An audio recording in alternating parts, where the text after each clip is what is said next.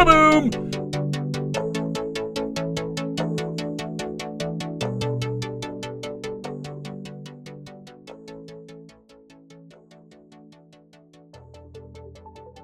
Hey, what's going on, folks? Ty here from Breaker Culture, part of the Bench Clear Media team.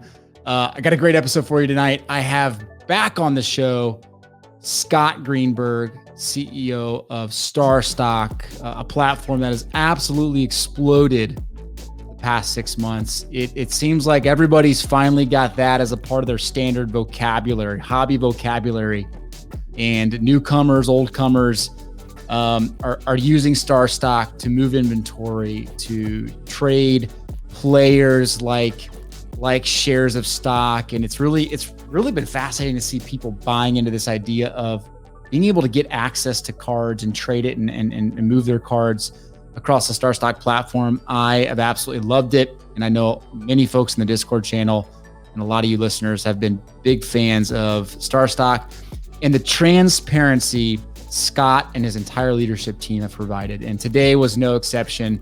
Really enjoyed the conversation. We broke down kind of some of the new stuff that's been rolling out with StarStock, from the PSA submissions to the emerging market stuff to really what they're trying to get to. We realized you guys realize this, I realize this, there are some glaring needs in terms of the submission process and the ability to manage a seller's inventory and transaction history and all that stuff. Your notifications. We talk about all that stuff today, and bear with a few technical difficulties. I tried to cut some of that out. Both Ezra and Scott, my last two interviews, were both in New York City, who got dumped on 2 feet of snow within hours of the interview. So I was dealing with some of the bandwidth and weather issues. So Scott is exceptional. If you haven't signed up for StarStock, I don't really promote this ever, but you can go use the code BenchClear.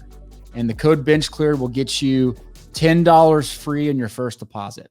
So go stop if you haven't done it. Go sign up for starstock.com. Use the code BenchClear, deposit a few bucks on there, and start trading cards, and you get an extra $10 automatically put in your account. It's a sweet deal. Why not go do it? You can go take $10 and go buy yourself a couple Chuma Okikis. Or maybe you can go dig through the StarStock Bs and Cs and find some top tier players that you might want to add to your collection. But anyway, I'm kidding. You can go buy whatever you want. $10 can get you a long way in StarStock these days. All right. Enjoy the conversation with Scott from StarStock. Scott, what's going on, man? It's good to have you back. Hi, what's going on? Thanks for having me on. Are you digging yourself out of the 2 feet of snow? What's going on out there? Yeah, man. Crazy. Dug out this morning. Couldn't make it to the office yesterday personally. Luckily, I'd say half of our team was able to get in, but the other half was just buried in the snow like I was. And so it's stopped now, and we're back. What would you say is the average normal drive for an employee at StarStock? Is that like a 45-minute drive? Are people really close? What's the commute? Have a handful of people that are really close. We have a good amount of people. So we're in Westchester, New York. That's where like our operations is based. So we have a good amount of people that commute from the city, which is about 40 minutes, 35-minute train or so. And then a good amount of people that are in Stamford as well, which is in the other direction. And that's about a 20-minute train. Stamford can be hit. And then a handful of us that are in Westchester. My drive's about 5 minutes.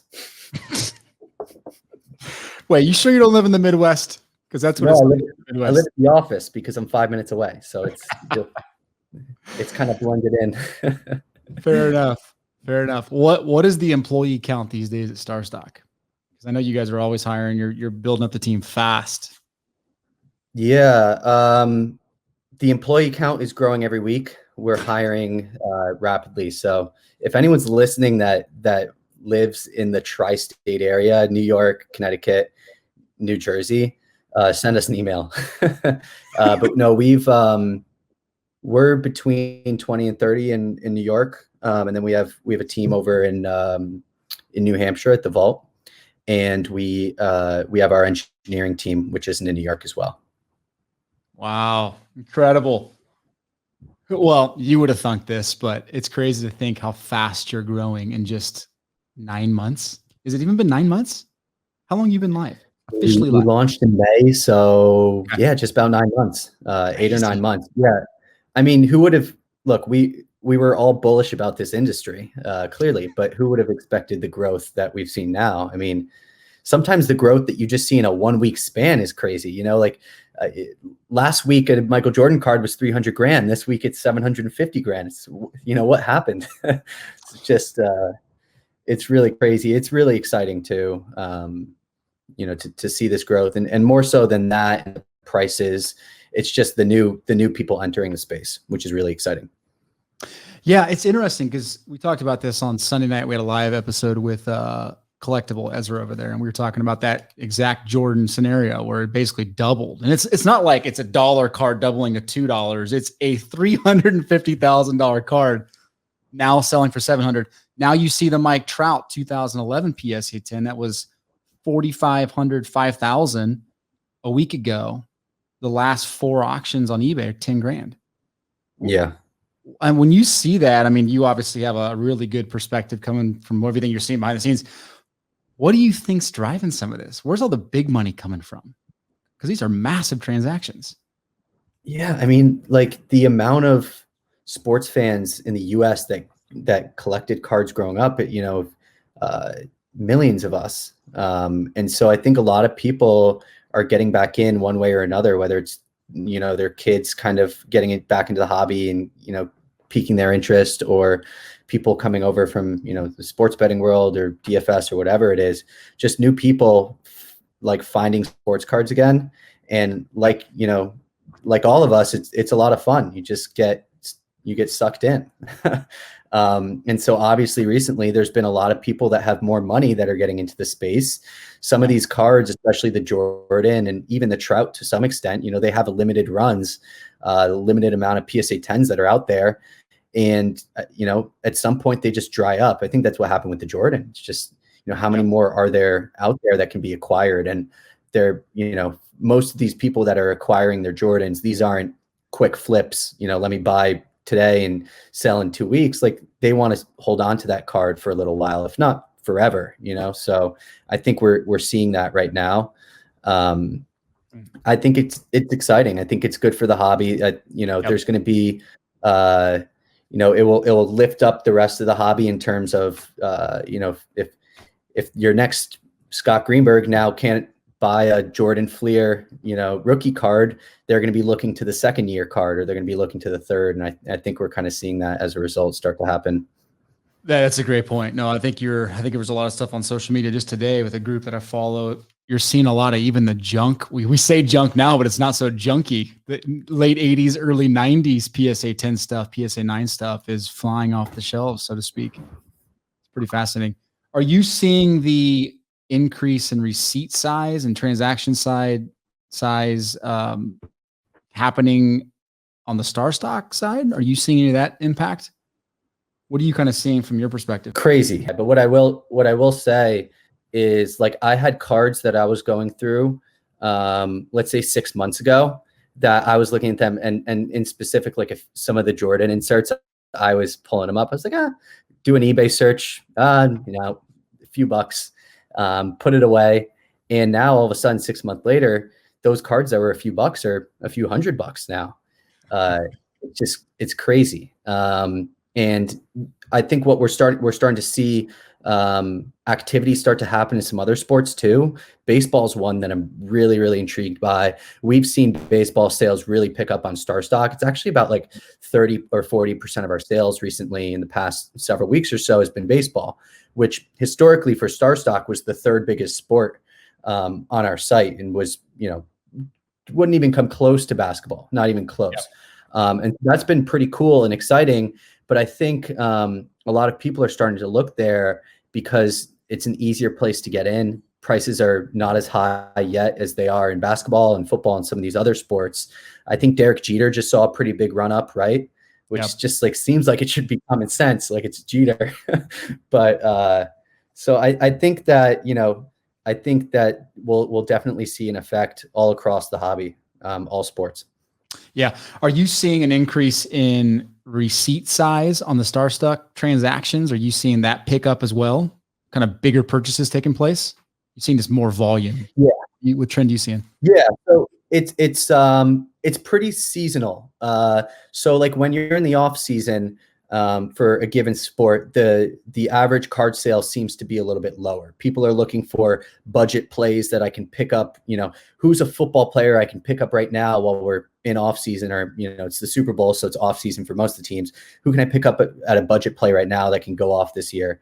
As you get closer to the season, and like in basketball season now, we definitely see that the prices pick up in season.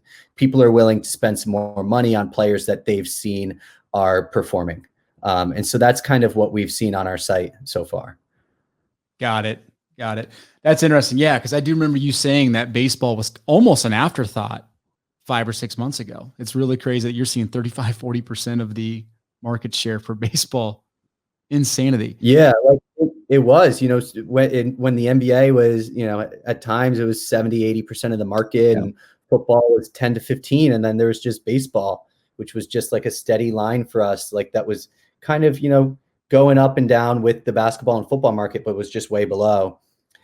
Recently, we've seen those sales just pick up like crazy. But, I think a lot of it is so many people that are getting back into this hobby are like new into this, right? Even if you collected back 10, 15 years ago, it's just different now. And so I think we're going to see over these next few years, and every single month, really, people are going to pick up on things that they've kind of identified trends, and they're going to try to get ahead of those trends. And so I think one trend that everybody saw was prices went crazy as basketball hype picked up before season. And so people saw that if you bought an RJ Barrett on StarStock in July, it's like $15, and it reached a peak of $80 to $100 as the season ramped up. And so I think traders and card investors were like, all right, what's next? Baseball season. Okay, let's pick up some Tatis. Let's pick up some prospects and hope that we can sell them off around the beginning of baseball season. And so I think that's one reason why we're seeing the baseball sales pick up. And so I think as we move forward, each month, the just overall population of card collectors and investors, we're getting smarter. And so we're always going to try to get ahead of the rest of the market. And so I think that's what we're seeing. No, I think you're right. It's funny because you usually see in the baseball world, you see kind of in line with Series 1 releasing, usually in end of February, mid-February. That's when people start caring more about baseball. But because of platforms like StarStock, it was so easy to start buying into baseball players in early December. So it's 2 month head start for some of these guys that really cared, have an advantage.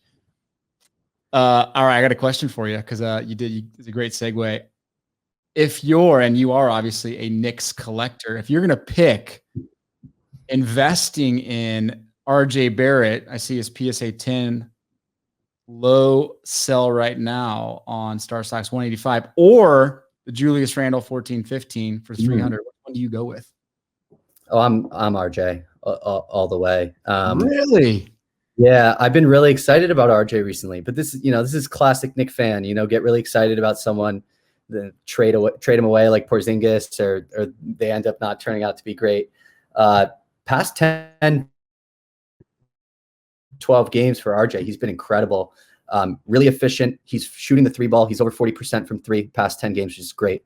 The Knicks are fun to watch. Like, knock on wood that this continues for a full 72 game season this year, but they're fun to watch. And Randall's having just a crazy year, but I think that he's kind of reached his peak potential, and he's just in the absolute best situation he possibly could be on the Knicks right now. And so I think RJ can be an all-star next year, potentially. I don't think he's there this year, but I think he could be an all-star. So I'm going with RJ, and his prices, like the rest of the basketball market, have started to dip down. And so he's someone that I'm really keeping an eye on. And when he reaches the floor, like that might be, I don't own any of him right now, but I'd consider getting in on RJ. I'm bullish on him.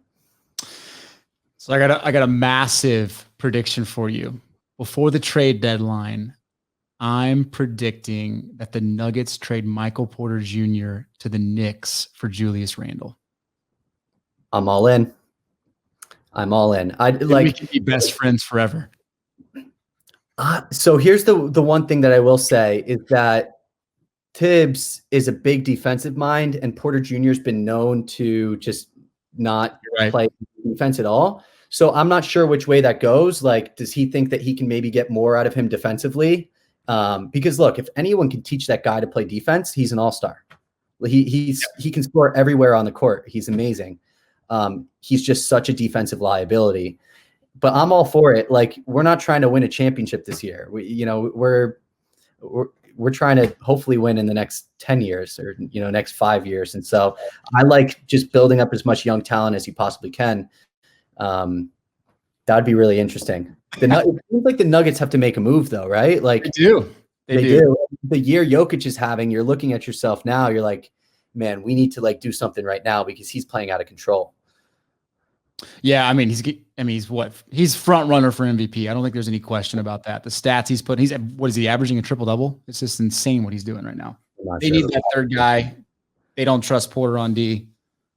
Maybe Randall's the guy. Randall could be the guy that replaces Millsap. Yeah, Millsap's got to go. He's got to go for sure. Yeah. All right, let's dig into some of this stuff. I've been fielding some questions from folks in the Discord, and I know there's a ton of crazy cool stuff happening at StarStock, and I just want to address some of it so we can kind of get your take on how you're approaching it. First off, let's talk about the big news the past week was the first big PSA submission report came back from StarStock.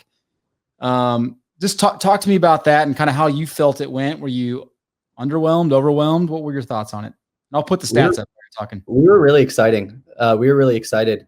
The goal with this from the get-go, and like everything we built on StarStock, was really based on mine and my two partners' experience as card collectors and investors over the past few years. One thing that always bothered us was you buy a raw card on eBay or whatever else site it is. Typically the card that shows up in the mail is just in really bad condition. And so the whole reason for creating the StarStock light grading system was to enable people to buy a raw card and just have the confidence that they know that it's a good card.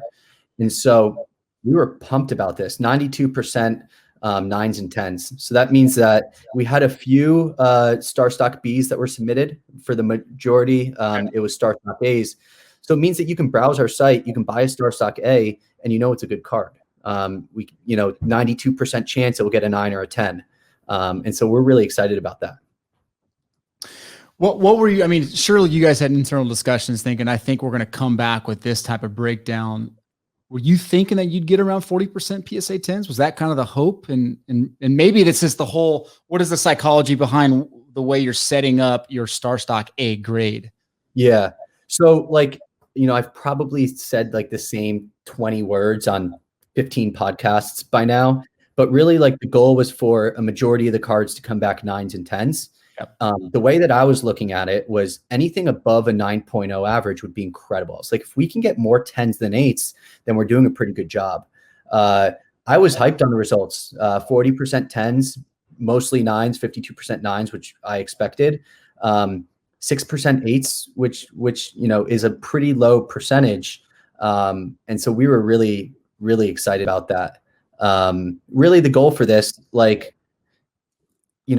we never thought that StarStock A's meant that they were automatically 10s. I know that traveled around the sports card hobby a little bit. Oh, it's a StarStock A, it will probably get a 10. No, we just identified those as good looking raw cards. These are good looking raw cards that will probably get a 9 or 10. That's kind of the way that we looked at it. And so we're really excited about the results. Yeah, you're right. I think there was this assumption that StarStock A's were PSA 10s. And I think probably a lot of it had to do with just the fact that you're paying such a crazy premium on the StarStock A's. And I think that the result of this is probably StarStock A's come back to reality a little bit. I don't know if that's what you're thinking.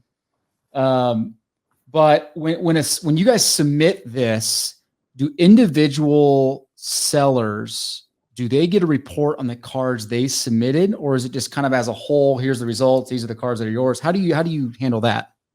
Yeah, same way as that a group submitter would, right? So when we wanted to roll this out, we actually found a group submitter that's been doing PSA submissions for a long time, and we brought them in to do submissions for us. And so we do it in a very similar fashion. And so just like if you were to send off your cards to someone else, a group submitter that was doing 1,000 card submission, they, spreadsheet it, put it in order, the whole 9 yards. And so that's what we did.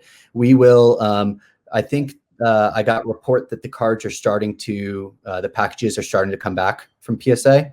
And so the goal is to get most of those up this week and to send reports to people that graded through us and tell them how they did. Awesome. Cool.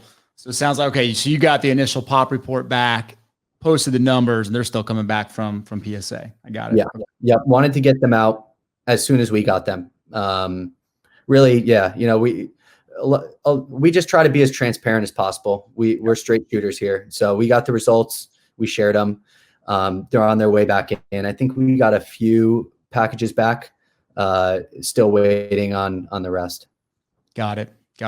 So what do you think is going to be the process going forward now? If let's say I submit 100 PSA cards, or let's say raw cards, and I want to run a submission through you guys, is it continuing to be kind of a group type setting, or can I, as a individual seller, submit my cards, say, hey, I want you guys to send this off to PSA for me? How's that going to work? Explain the process for the guys that have a lot of raw cards that are looking at getting them into you guys.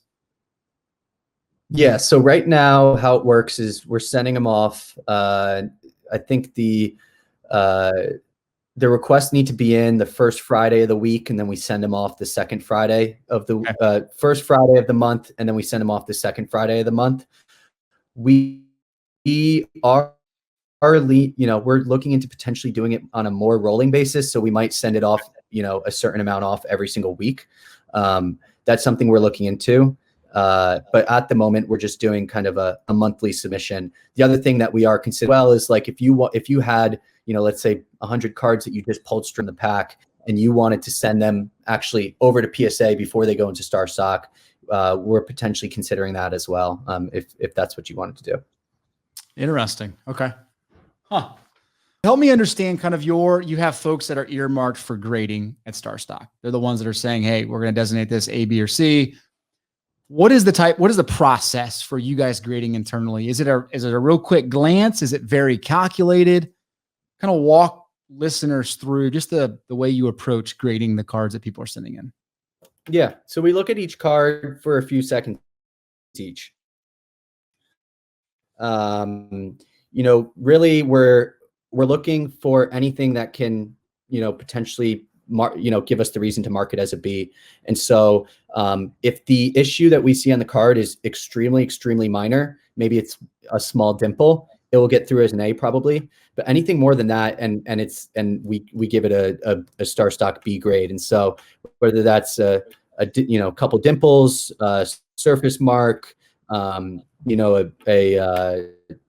corner that's soft or not perfectly kind of sharp, surface edges, things like that.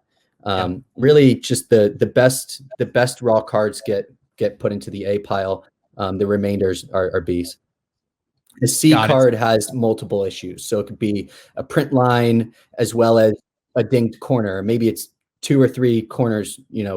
I think everyone can picture in their head what a C looks like. We've all owned them, and we've all gotten them when we bought cards as well. Nope. I've only opened PSA 10s in my packs. That is it. That's all I get, Scott. That's what everybody thinks, right? They submit their cards. They think that's helpful. Yeah. That's helpful. I'm assuming you're gonna take the results and you're gonna refine the process. Do you think you'll be a little bit more?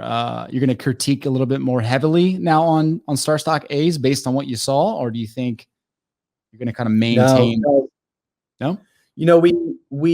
We tightened up the process a little bit after maybe a month or two. So, maybe this was over the summer in June or July. But we've been really strict on the cards that come in. Like for every email that we get from someone that's concerned about what their, grade is going to be on an A, we get 10 or 15 emails from people that are like, hey, I submitted 100 cards and I only got 12 A's and the rest were B's and C's. So we have more people that are, I guess a little bit disappointed about how their StarStock grades came back than the other way around.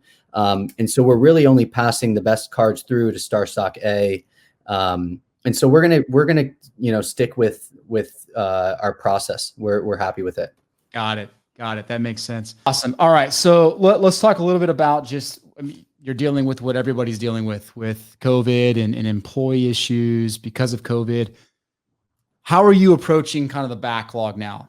A lot of popularity building up. You're getting the backlog. You're doing a great job of providing transparent communications, but how are you approaching it systematically behind the scenes? Yeah. So I think that's the biggest thing first is just, communicating, letting everybody know kind of the situation. Obviously it's a bittersweet kind of issue to have. The demand is really high right now, which is really exciting. But obviously, like, we want people to have an amazing experience, especially when they're submitting cards to us. And so it's been tough. We got tons and tons of cards around basketball season and around the holiday season. And then we had, I think right when we got back from Christmas, we had 2 weeks in a row where we had to shut down the office for a COVID exposure, which was really a shame, but had to be done. And so now we're getting back into it, and we're, I think 3 weeks in a row, we've had record number of cards and put it onto the site.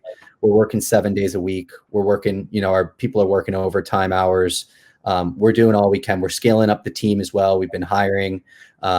We have the engineering team building us tools and things that can kind of help us become more efficient and process the cards more efficiently. And so, we're doing all we can. We're making progress. I wish that we could get a lot of these submissions in faster. But I'm very, very confident that in the next, several weeks, we will be back to where we were before. That's incredible. I mean, look, it's a good problem to have, right? I think we both would agree. It's a good problem to have that you're seeing so many submissions that you're having to readjust. What is kind of do you err on the side of hiring more people or err on the side of trying to find more efficiencies to make this work better? Both. And so we're doing a combination of both. We're hiring more people to our ops team. And then we're also working and kind of brainstorming different ways that we can do things more efficiently, whether it's building tools, back-end tools in our database, or just thinking of new ways that we can process cards differently or store cards differently or whatever it is. And so we've been doing a combination of both. And it's been working out. Like we've had, like I said, 3 weeks in a row with just incredible numbers in terms of cards processed. And the goal for us is just to improve every single week. If we can continue to just kind of beat that previous week's record, we'll eventually be at a place where we're really happy about and where we'll be able to sustain the demand that's coming in. Yeah. I just picture a mail room with just stacks and stacks of, bubble mailers with cards and boxes and you guys trying to catch up. What? Yeah, lots of cards, very well organized, but there's lots of cards that we have. So that's for sure. Goodness. What, as a kind of a practical takeaway for someone submitting cards? I mean, really, what are the things that they should be doing? Obviously, penny sleeves, you got to put all that stuff on. You're not quite there. I think you would agree with the submission process. You're probably going to work on making that more intuitive in the future. But as of right now, right? What are the things that people can do to make the process just a little bit quicker for their submissions? Yes. So one of the things that I'm most bummed about is like the fast pass, which we were doing, 24 to 48 hour uploads for a pretty long time, for several weeks. And we were always good on that promise, always, whether it was wax, graded cards. We were really good on that. And that was one of the areas that got most affected by our backlogs. One thing that we learned was we didn't have people labeling fast pass on the outside of their box. Oh. We learned pretty quickly, wow, how much easier would this be if they wrote FP or fast pass or something? So if you're fast passing cards to us, write FP or fast pass on the outside of the box. That would be big. In terms of just like how to submit your cards, it helps when you fill out the form, but it's not mandatory. And I don't think it helps as much as people think that it does. I'm in your group, so I see a lot of the chatter about that. Typically, What we do with the forms is they're usually wrong. Someone says they submitted something and they just didn't, or like it's just completely different. You know, I submitted only these 10 baseball cards, and it's just like it's basketball or something else. Yeah. The biggest thing is like penny sleeve your cards. Like if we have to penny sleeve them for you, that takes a lot of time. And you know, what we might do in the future is just like put you guys into the back of the line. Like if we have to penny sleeve them for you, that's one thing. Typically, if you're sending in, let's say 20 cards or less, like totally understandable if you put them all on top loaders because you just want them to get here safe. And that's everyone's biggest priority, is getting the cards to StarStock and through StarStock in good condition. But if you're sending in hundreds of cards and we have to take them all out of the top loaders to grade them, that's pretty time consuming as well. And so the best way that you can submit cards, I was trying to see if I had one around here, is penny sleeve them, put them into a, your classic card box, whether it's a 100 count, 200, 800, whatever it is. Then pack that box into, another box that you get from the post office. Make sure that put good packing materials in, like, this stuff, and then ship it off to us. And that's the best way to do it. Sounds so simple, but yet I'm sure it doesn't happen very often. Yeah. Well, actually, the first couple months were disastrous. And people have really figured out, and some are really good about it. Some aren't. The other thing too is going through our FAQ and seeing what we accept and what we don't accept is huge. Because that's one of the more time consuming parts, is pulling out all the cards that are getting rejected. The other thing that I'll mention as well is our biggest priority right now is we have a lot of customers that are waiting to get their cards up onto the site. So that's priority number one. And so sending home rejects to people that like didn't read the FAQ and sent us the wrong stuff is, taking a back seat to getting these cards up onto the site. And so even for your own good, like we have everyone's rejects here. They're all organized. They're perfectly set up. Most of them are actually in packing stuff, like ready to go out. But we can't prioritize shipping off everybody's rejects home to them before we feel like more comfortable with our backlog and getting through the cards that we want to get onto the site. And so, in fact, like, I don't think we're going to be sending home rejects for the next, I think several, few weeks or so. We've decided that internally, and that's what we've been telling people that we've been emailing about their rejects, is that they're going to have to sit tight for a few weeks at least until they're going to get them back. And so that's another area that I'd look at as well, is just read the FAQ really quick. If you have a question, shoot us a note or call our number that we have on the site, and you can save time and also save yourself, the stress of having to wait for your rejects to come back later. Got it. No, that makes sense. And I don't blame you guys one bit for deprioritizing sending something back that people probably should have figured out in the FAQ. What do you, when you look at your FAQ now, and obviously it lists the cards that you accept and you don't, how often are you adding new sets and going back years, and what does that process look like? Surely you guys are talking about that, monthly? I know a lot of people right now, right? Hoops is coming out and you guys don't accept hoops. So people are like, what do we do? Yeah, it's like it's a daily conversation. Okay. Managing the FAQ, like like a week ago, we sat someone down. We're like, hey, you're the FAQ guy now. Like we're constantly changing the FAQ. And it's key. Like, it's a good way to communicate with everyone. And we do, for all the users that don't look at the FAQ before they submit, there's way more that do. Like our customers and users are really great at kind of trying their best and looking at the information that we're putting out there. And so we're always looking to refine it. We're always talking about, hey, should we accept this set, or, should we expand to that? Or should we talk about taking away, things that we do accept all the time too. And so it's a daily thing for us. With NBA hoops, we're not going to accept it. I don't think, at least not now. I think, Donruss comes out a few weeks later, and that's going to be the kind of paper set for these new NBA players that we're going to accept. Got it. Well, there you go. That's an important answer. That's I guess we'll hope for hoops 2022.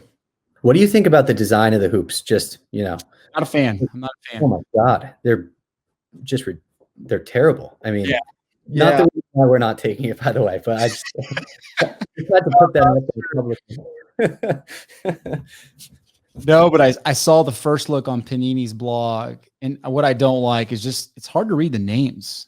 It just annoys me. You can't read the names very clearly. It's kind of got that foil behind it, the name, and I just don't like it. Yeah, it'll be interesting. They're priced like their Prism right now, so we'll see if that stands. Crazy. My goodness. Yeah. So let's talk a little bit about just the user interface, kind of things that are maybe exciting that you want to talk about. I think the user experience continues to get better. The emerging index has been awesome. You're adding little tweaks here and there. We talked a little bit about just the submission process. And I think, the Discord channel, a lot of these folks that are on that channel, our channel, was like, hey, help us as sellers do more things and have transaction reports and all this stuff.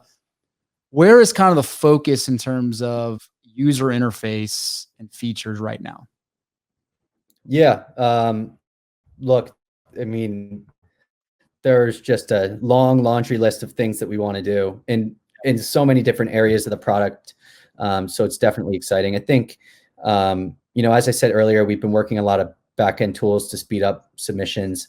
I think one area, and I see a lot of comments in your Discord group specifically on this. One area that I think we'll work on is just making the process of submitting cards or taking out cards or taking out money a lot more seamless. Building out forms that allow people to track their submission, weaning off those Google forms that we all hate. I mean, trust me, I hate the Google forms more than anyone else who's listening to this podcast right now. That's an area that we'll definitely be looking into in the near future. And then just like simple kind of collection mechanics that we wanted to build into the site for a long time. A lot of simple things that we get tons of recommendations and requests for, like just, allowing you to see your, what you spent on a specific card or player and what it's currently worth, and showing that to you on the collection page, so you don't need to go to activity to see that, and just kind of streamlining and bringing a lot of the things that will allow you to manage your collection, sell your cards more easily, right there in front of your eyes. Got it. That makes sense. Yeah, I can only imagine your list of little tweaks and fixes is probably ridiculously long. What about in terms of just enhancing the way I don't want to say trade. I don't know if that's the direction you're going to go, but trade cards, but even doing like fantasy drafts with your cards. And I know a lot of this is very pie in the sky stuff, but how much are you trying to build a community inside of StarStock, I guess, is my ultimate question, versus just more of a transactional system? Yeah, I think there's a lot of cool things that we could potentially do there. We get a lot of people that ask, if we'll ever allow people to trade directly with others. Yep. That part's a little, we've thought about it a lot. It's kind of tough to figure out a good way for that to work. The fantasy and leaderboards, a lot of things we could potentially do there as well, just to, like you said, build a kind of community around what we're doing. One of the reasons why we've done the SIBBC and the SIFC competitions has been for that reason, is in some ways, they've served as a test on, all right, like what are some kind of cool things that we could do with these cards? And so, yeah, I think we'll be looking to do, cool features that allow people to engage on the site further. But I think, first up is kind of taking care of some of the things that people expect to see. And that's like, all right, I have 1,000 cards in my collection. Give me better tools so I can list all these cards faster. Or, like things like that is kind of the area that I think that we really need to get caught up on and get out there prior. No, that makes sense. Build the foundation, strengthen the foundation. I get it. That totally makes sense. Mm-hmm. If you could fix any one problem right now on the platform or at StarStock in general, what would it be? I mean, the submission times aren't a problem, but if I can snap my finger and everyone's, cards were up onto the site, I'd do that in a heartbeat. We're working hard towards that. Another area, as I mentioned earlier, is like, I hate the Google Forms too. Like I want the submission process to be a lot easier and more comforting. And And so we're working on that. One thing that we're actually going to release in the next few days, hopefully, is custom notifications. And so, allowing you to go into like a notification center and choosing, all right, notify me every time the bid is above this certain threshold, or notify me for this and don't notify me for that. I think that's going to be nice as well. I know lots of people are getting lots of StarStock emails. And what's been really interesting is that, I talked to tons of users, and some emails that, one user might find as annoying, the other finds as really, really useful, and vice versa. And so we just want to allow people to kind of choose what they want to be notified for, what's the biggest priority for them. No, that makes sense. That was a very common question that I got, was help me figure out notifications. Yeah. So that's good. That'll be much needed. I can tell you that. Interesting. Okay. So I'd love to close on a couple things just to help people understand what you're seeing just in sports card hobby in general. But right now, when you look at the numbers and submissions coming in, are you seeing a majority? It sounds like a lot of baseball cards, a lot of activity around baseball cards. When people are submitting these large lots, are you seeing mostly fast pass oriented kind of 2019, 2021 stuff? Or are you seeing a shift towards some of the older items that you're hoping to get? What are the trends you're seeing there? So we're seeing tons of like fast pass index players, people like, just classic 2018, 2019, 2020 Prism basketball and whatnot. Over the past few weeks, we're seeing more baseball cards come in. And the trend for the past 2 or 3 months, but even more so now, is just like way more graded cards, way more graded, and tons of wax. Like we're getting hundreds of boxes of wax a week, like multiple hundreds of them. And graded cards, we're just getting tons. And so I'd say that the average price per card that's getting sent in has definitely picked up, probably each month since we've launched. But even more recently, like I'll go back and kind of see what we're processing, what we're opening up, and I'll peek at the graded section, and like we're getting some really, really good stuff coming in. And so I think one of the themes that we've seen is we're getting more, because we're getting more cards just in general. So we're getting more of like the younger kind of base cards, Prism, Optic Select, Topps, Series 1, 2, Update, all that stuff. But we are also starting to get a lot more cards that are older, whether it's, people from, like early 2000 draft classes. We got a bunch of Carmelos in today, which I was really excited about, as or just getting like people like from the 2012 Prism class, Mike Trout's, Giannis's. More of those are coming through now than they were in the past. Beautiful. No, I know you've been hoping for that for a while, especially on the graded side. So that's really good to hear. Really glad to see that. Yeah, and I think it's a result of the sales there. Like the sales in the past 2 or 3 months. I ran the report maybe 2 weeks ago. It's like 10x. Like the chart of that is just like through the roof. Like we're selling so many more graded cards now than we used to. And we're starting to become more liquid there too. And so that's been really exciting. That's awesome. Talk to me a little bit about wax. And I think it's interesting because people, I think, have wanted to really become an investor in wax, but it's hard because as a hobbyist, you buy wax and it doesn't sit in your closet very long. You end up opening it. So now you're right. This provides the platform to truly invest in wax and trade it. Are you seeing people, hey, send it home to me, I want to open it? Or are you seeing it mostly sit inside the vault and being traded around? Both. A lot more sitting in the vault than I thought. It's so funny. We get so many emails and DMs from people that are like, oh my gosh, thank God I just couldn't control myself. Like, you're doing me such a favor. Or, some people are like, my wife's really excited about this, things like that, which we find funny for sure. But the wax has been selling, and we're getting so much of it sent in, which has really been exciting to see. And yes, some people are requesting it out, but a good amount's just being kind of flipped around or, bought and kind of held on the site, which is cool to see. And it's really, it's a really great alternative for some people. If you want exposure to the asset class, but you don't want to pick a specific player, you're scared that Zion Williamson's going to tear his ACL. Maybe you buy the wax instead because you're tying your investment to RJ Barrett and Tyler Hero and John Morant as well, or whatever it is. And so it's interesting. I think when a lot of people get into this hobby, they think about like, which player should I go buy? And what we're seeing now is like some people are being opened up to some of these kind of alternative ways that they can get exposure in the sports card space. And wax is one of them. And so that's why we're really keen to kind of get that onto the site. Oh, that's great. No, I think it's interesting because in just in my circles, I know more people than ever are when they're actually getting wax, they're not opening it for the first time. And it's kind of neat to see that people are okay with putting money aside and sitting on the wax and kind of letting it appreciate in price.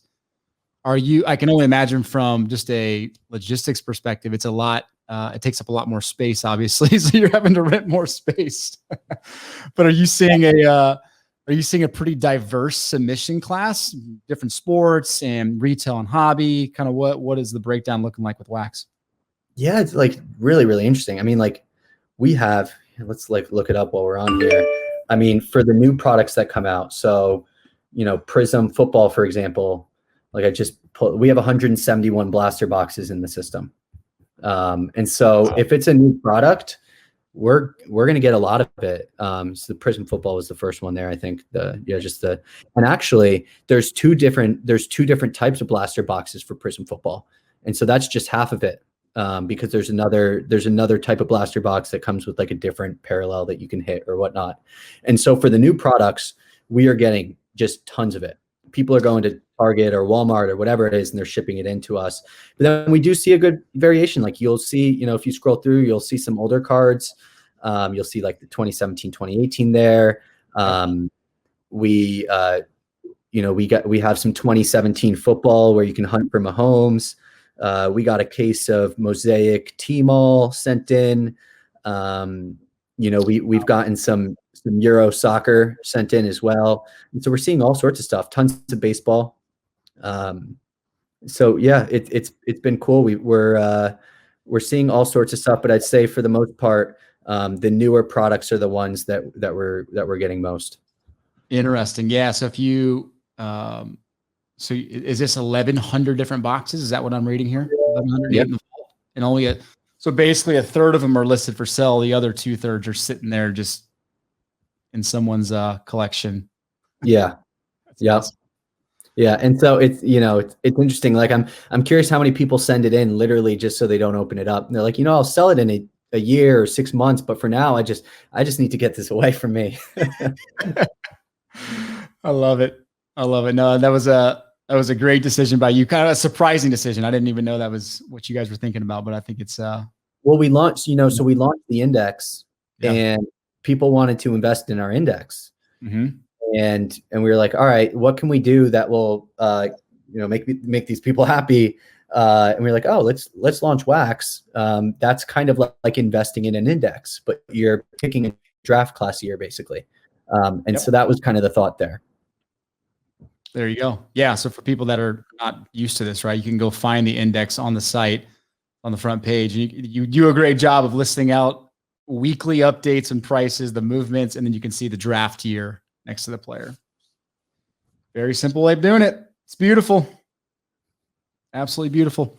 Yep. All right. So I know we're up against time. Anything else that you think is important to let folks know about with StarStock and just in terms of things happening right now, or? No, I mean, we're so good at interviewing, man. I think we covered everything. You hit all the questions plus some. No, I think that's about it. Great. We're loving it. It's really neat to see how StarStock has become a part of the sports card culture. I think that was the thing that you knew that was going to be the biggest hurdle, was getting folks to accept it as kind of a norm. And now you see it talked about everywhere. It's on every podcast. It's on every social channel. It's, hey, look at the StarStock index. Hey, I got my cards at StarStock. I got brother-in-laws who they're now sending their cards into StarStock who weren't even collecting 6 months ago. And it's that kind kind of that saturated in the market. It's really neat to see. So you've done a great job, man. I'm really impressed. Thank you. Yeah. Well, it feels like we're just getting started. So we're excited. This has been a hell of a year for all of us. I think it's so much fun, this hobby. So we're excited for the rest of 2021. Hopefully we can have a great year. Heck yeah. Well, let's close on a Super Bowl prediction. What do you think happens? Chiefs, man. Patrick Mahomes is just the best I've ever watched. So I'm going with the Chiefs. Give me your score. But try to give us an unbiased breakdown of how you're feeling right now. I think the Chiefs win 35-20. Okay. Yep, I do. And you think? This is the best Super Bowl matchup you could have asked for before the year. This is great. It's like what's so great about this is that the winner of this game, what it can do to either Mahomes or Brady's legacy is so massive. So massive. Both ways, and Brady's got 6 rings, so it's tough to say, but we will talk, especially if Mahomes ends up with a few more rings, which I think we all expect he will. If Brady loses this one to Mahomes, we're going to talk about this forever. And so. And on the flip side, Mahomes will always have that chip on his shoulder. Will always have that to overcome if he loses to Brady this year. So you're right. That is the element that I'm most excited about watching. It's going to be fun. What do you think happens to the card prices? Well, what is Brady at now? 19-ish, 19,000. I think, and Mahomes is at 12.